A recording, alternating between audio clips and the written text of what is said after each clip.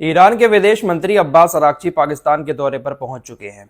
क्या अब्बास अरागची पाकिस्तान के दौरे पर अमेरिका के अधिकारियों से बात करने पहुंचे हैं? अमेरिका की तरफ से दावे बड़े किए जा रहे हैं कि हमारा डेलीगेशन आज पहुंचने वाला है और ईरान के साथ बातचीत करेगा, क्योंकि ईरान हमसे रिक्वेस्ट कर रहा है। वहीं ईरान का कुछ और ही कहना है।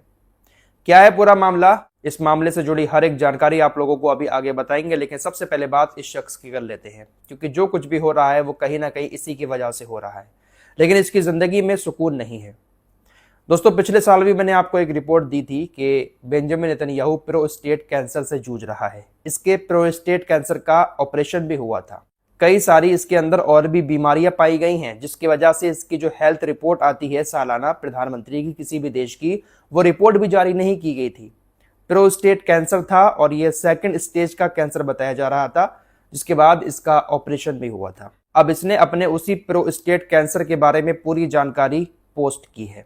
खुद इसने अपनी बीमारी के बारे में पूरी दुनिया को बताया है और इसका मकसद ये है बताने का कि मेरे देश के लोगों को ये बात महसूस हो जाए कि देखिए, मैं इतनी बड़ी बीमारी से जूझ रहा हूं, उसके बाद भी अपने देश को बचाने के लिए दुश्मन से लड़ाई कर रहा हूं और आप मुझे गलत समझ रहे हो।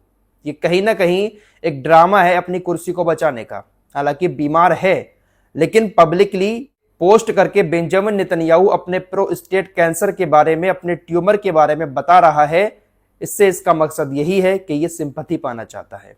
आपको पहले ही बता चुका हूं कि इसके ऊपर भ्रष्टाचार के मुकदमे चल रहे हैं, इसकी कुर्सी भी जा सकती है चुनाव होने के बाद।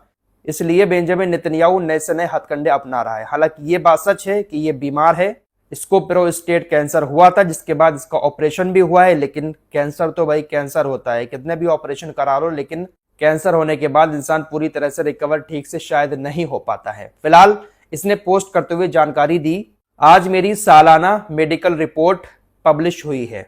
दरअसल किसी भी देश का जो बड़ा नेता होता है, उसकी जो हेल्थ रिपोर्ट होती है वो हर साल जारी की जाती है। पिछले साल जारी नहीं की गई थी क्योंकि इसको बहुत सारी बीमारियां आई थी। मैंने इसे 2 महीने आगे करने की रिक्वेस्ट की थी ताकि इस युद्ध के चरम पर ये पब्लिश ना हो और ईरानी आतंकी शासन को इजराइल के खिलाफ और ज्यादा झूठा दुष्प्रचार फैलाने का मौका ना मिले। डर इसको भी है इस बात का कि मेरी बीमारी का मजाक ईरान उड़ा सकता है। इसलिए पिछले साल जब अमेरिका और ईरान के बीच जंग हुई थी तो इसने अपनी हेल्थ रिपोर्ट जारी होने ही नहीं दी थी, लेकिन इस बार जारी हो गई। इन्होंने कहा कि मैंने रिक्वेस्ट की कि 2 महीने आगे बढ़ा दो, लेकिन फिर भी जारी कर दी गई। इसने कहा कि मैं आपसे 3 बातें शेयर करना चाहता हूं। सबसे पहले ये गॉड को थैंक्स बोलता है और कहता है कि मैं बहुत अच्छा हूं, मेरी जिस्मानी हालत एकदम ठीक है। मुझे प्रोस्टेट ग्रंथि से संबंधित एक मामूली समस्या थी जिसका पूरी तरह से इलाज हो चुका है। मैं गॉड को थैंक्स बोलना चाहता हूं, अब वो समस्या मेरे लिए नहीं है। 1.5 साल पहले मेरी बड़ी हुई प्रोस्टेट ग्रंथि की सफल सर्जरी हुई थी और तब से मैं डेली मेडिकल निगरानी में हूं। ये खुद इस बात की जानकारी दे रहा है कि इसको प्रोस्टेट कैंसर की समस्या है। 1.5 साल से ये दिक्कत है। पिछले साल मैंने आपको रिपोर्ट दी थी कि इसका ऑपरेशन हुआ था। ये कहता है कि पिछली जांच में प्रोस्टेट में 1 सेंटीमीटर से भी छोटा एक धब्बा आया था। जांच करने पर पता चला कि ये एक बहुत ही ज्यादा घातक ट्यूमर की एक बहुत शुरुआती स्टेज है, जिसमें कोई फैलाव या मेटा स्टेटस नहीं है। डॉक्टरों ने मुझे बताया कि मेरे उम्र के पुरुषों में ये बहुत आम है और 2 ऑप्शन है। इसका इलाज कराना जरूरी नहीं है, लेकिन निगरानी में रहना संभव है।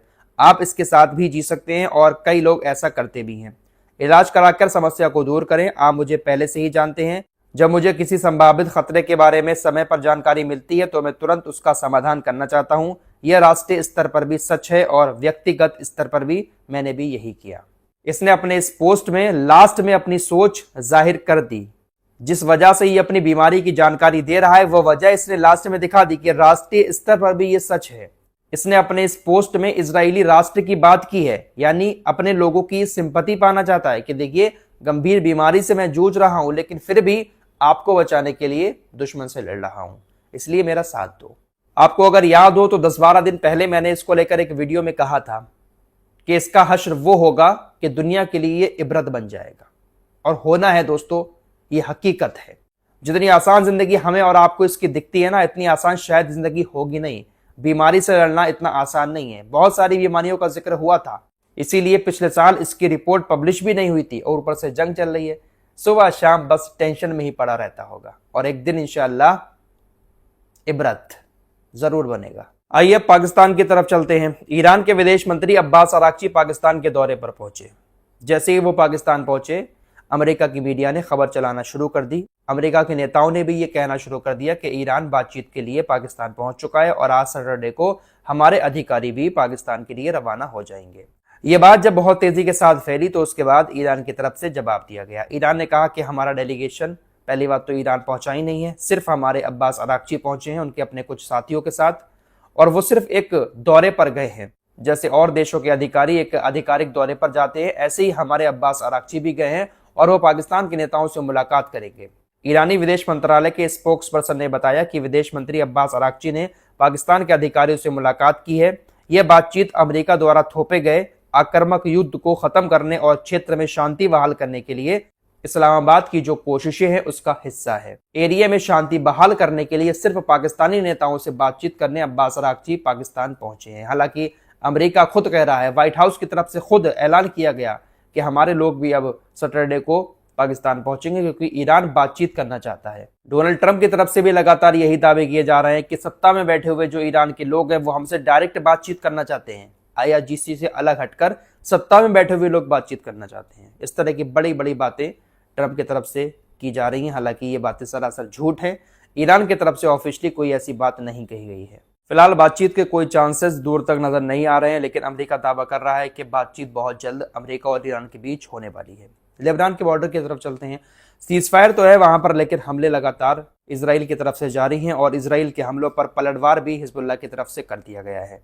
हिजबुल्लाह ने कहा कि इजरायली कब्जे वाली सेना ने सीजफायर को तोड़कर दक्षिणी लेबनान में नागरिक इलाकों को निशाना बनाया। बहुत सारी तबाही वहां पर मचाई, जिसके जवाब में हमने 5 ऑपरेशन चलाए। हमारे लड़ाकों ने कंतारा और रामिये कस्बों में इजरायली कब्जा करने वाले सैनिकों और वाहनों को अपने विस्फोटक ड्रोन और हथियारों से निशाना बनाया और कई सारे हमले किए। हमने टायर क्षेत्र में इजराइल के हरमीज 450 नाम के एक ड्रोन को सतह से हवा में मार करने वाली मिसाइल से मार गिराया। तो हिजबुल्लाह ने इस तरह से इजराइल के ऊपर पलटकर हमले किए। दोस्तों, इजराइल की सेना जिस तरह से गाजा में कब्जा करना चाह रही थी, उसी तरह से लेबनान की जमीन पर भी कब्जा करना चाह रही है। ना तो अभी तक गाजा में कब्जा हुआ है और ना ही लेबनान इनसे कब्जे में आ रहा है। लेबनान में हिजबुल्लाह के साथ जंग बहुत टाइम से चल रही है। इजरायली चैनल 15 ने कहा है कि इतनी लंबी जंग के बाद, ये अभी जंग शुरू नहीं हुई इसी साल, 10 साल गुजर गए हिजबुल्लाह से जंग लड़ते हुए इजराइल को। इजरायली चैनल 15 ने कहा कि अभी तक सिर्फ लेबनान के 5% जमीनी हिस्से पर इजराइल की सेना कब्जा कर पाई है। जिस दक्षिणी लेबनान की जमीन को इजराइल अपने कब्जे में करना चाहता है, इतनी लंबी लड़ाई के बाद सिर्फ 5% जमीन अभी कब्जे में आई है। अभी 20% हिस्सा बाकी है। 20% जमीन पर कब्जा करने में कितना वक्त लगेगा इजरायली सेना को, यही बात इजरायली चैनल 15 की तरफ से कही गई है कि इतने सारे लोग हमारे मारे जा चुके हैं, इतना नुकसान हो चुका है, तो सिर्फ 5% हिस्सा हमने कब्जाया है। फिलहाल स्ट्रेट ऑफ हॉर्मुज में अभी भी नाकेबंदी जारी है।